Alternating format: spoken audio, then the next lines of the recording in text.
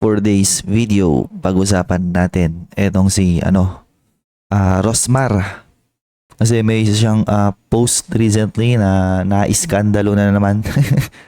Na watch out sa mga ganitong klase ng influencer kasi ito yung mga bagong breed ng mga magiging politician sa Pilipinas. Pag eto nanalo, makikita nyo sunod-sunod yung ibang mga influencer. Magsisitakbuhan na rin yan, di ba? Sa iba't ibang posisyon. So dati, lang sila, puro content, pagpapansin, na pagdating sa politics, I'm not sure kung paano nila ma-apply yung pagpapansin being a politician. Okay na ito, apparently, tatakbo pala tong councilor ata, di ba, ng Maynila. Na ito, mananalo to. Okay, malaki yung chance mananalo to. Parang I can almost guarantee na mananalo to unang-una kasi nga sikat. Sa Pilipinas, pag sikat ka and you have a platform na pwede kang magpasikat lagi, pwede mong ipakita na matulungin ka, ganon, iboboto ka ng mga tao, okay? Kasi karamihan sa mga voters ngayon, talagang di nag-iisip. As long as sila, na-entertain sila ng pagpapatawa, drama, ganon. Kasi doon nga nanalo yung mga artista, di ba? Mga artista, mag-extra-extra lang yan sa yung mga ibang pelikula, teleserye. Yung iba, sasayaw-sayaw lang, kakanta-kanta. Iboboto na yan. Ganon yun. Ganon ang politics sa Pilipinas. Nakakatawa. It's a massive clown show. Anyways, ito yung isang article or isang post ng Philippine Star. Entrepreneur, di ba? Yung CEO. Very overused term sa mga sa mundo ng mga influencer. Lahat sila nagiging CEO, okay? Entrepreneur and vlogger Rosemary Tan came under fire after posting and now deleted. So dinelete niya kasi siguro binash siya ng binash. And anong post niya to is about the recent Typhoon Christine. Post niya para sa mga biktima ng Typhoon na Christine. So sabi niya, ang hirap isipin na habang kami nakahiga sa malambot na kama, o di ba?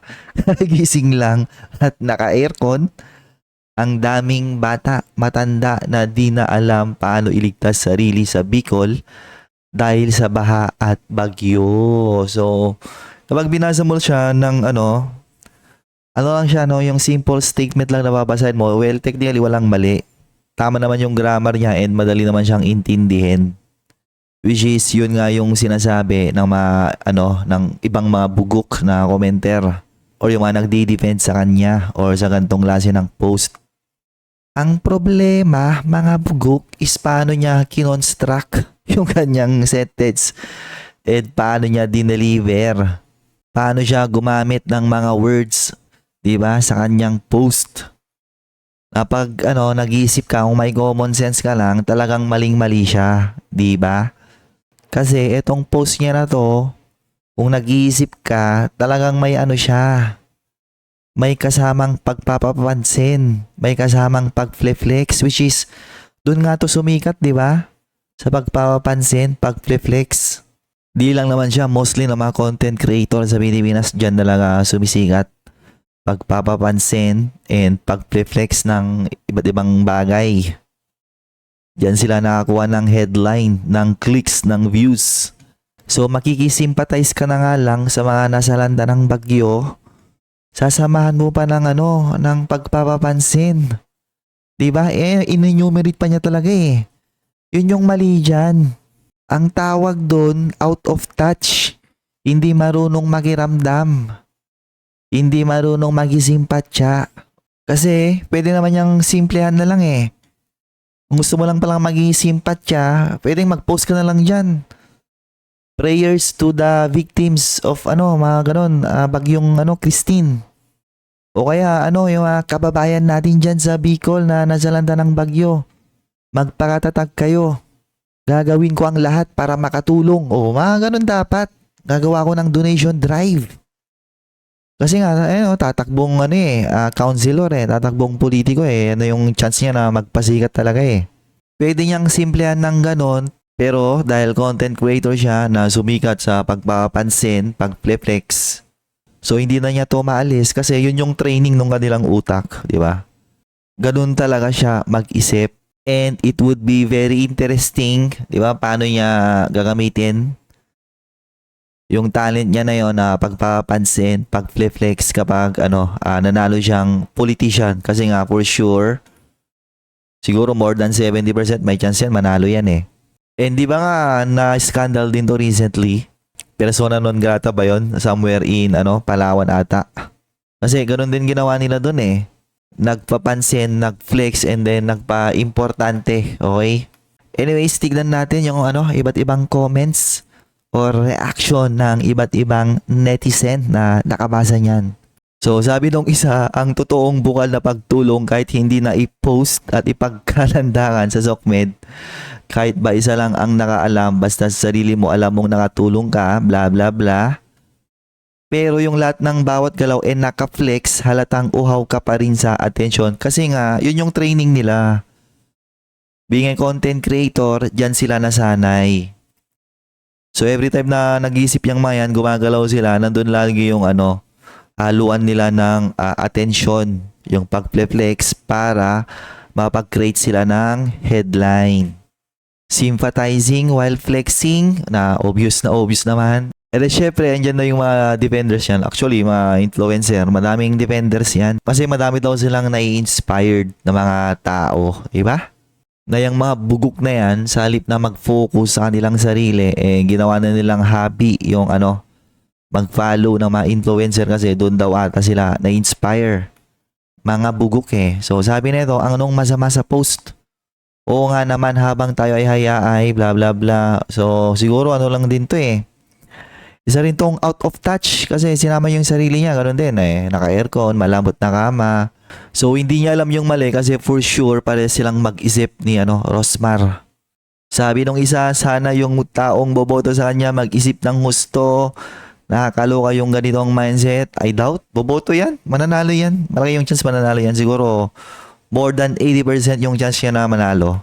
And then yung isa, reading comprehension. Di ba? Another defender. Kasi nga, kung babasahin mo siya, yes, normal siyang statement, madaling intindihin. Ang problema, bugok. Ano niya i-deliver? Di ba? Yung talagang content ng message. Yun yung problema. So dahil siguro parehas kayong mag-isip, hindi mo alam ano yung problema na yon. Sa'yo pa rin ang boto ko, Rosmar. Mas marami ka pa rin natutulungan at mabuting nagawa. Oh, sabi na sa inyo eh. Mananalo nga yan kasi nga andun yung platform niya and pwede niyang ipakita doon na marami siyang tinutulungan lagi. Okay? Pero ironically, di ba, ba't pa siya pupunta sa politics? Nakakatulong na pala siya sa kanyang platform eh. Ano pang silbi ng politics na yan?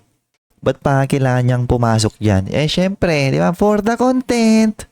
Entrepreneur, influencer, and then / politician na rin ako. Kaya nga nakakatakot yung in the coming years, yung Philippine politics eh.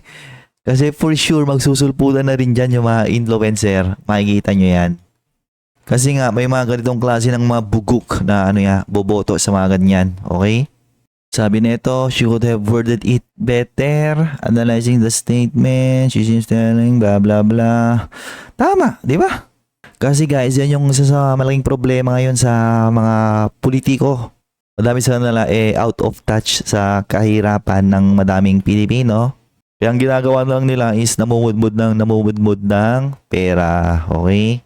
Yung mga tao naman na to na nakatanggap ng pera, bubuto pa rin sila eh.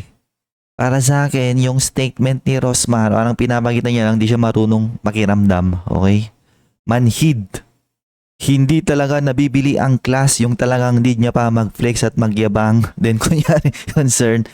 So, pambansang attention seeker. Again, ganyan kasi yung training ng utak ng mga content creator to seek attention kasi dyan sila makuha ng clicks and views, and yung mga clicks and views ng mga bugok, yan yung nagpapayaman sa kanila. Okay? And ayun lang. So, nakuha na naman niya yung attention na gusto niya. So, kahit sabihin mo nagkamali siya rito, nandun pa rin yung kanyang platform na saan malaki yung kanyang following. Pwede siyang magpaliwanag doon. Then, pwede niyang ipakita na tumutulong naman talaga siya. And eventually, sabi ko sa inyo, mananalo yan. Sobrang lagi nung chance, mananalo yan. And pag eto nanalo, magiging ano ngayon to, inspiration. Di ba? Yun yung delikado yan kasi eventually magiging ano to, inspiration. Ayan, inspiration ng mga ano, kagaya niya din na ano, influencers na mahilig magpapansin. Okay? Therefore, in the coming years, makikita na kayo ng ano, mga iba't ibang influencer, papasok na niyan sa politics. The same thing na nangyari kay ano, sino ba yun? Si Lito Lapid. Di ba? Ever since nanalo si Lito Lapid. Actually, both kay Lito Lapid, nauna siya ERAP. Di ba? As a president. So, nung nanalo yung dalawang yon, nagsunod-sunod na yung mga ano, mga palaos na artista na pumapasok na into politics, and ganyan yung storya ng politics sa Pilipinas. It will always be a popularity contest. That's it for this video. Thank you, bye-bye. Like, subscribe.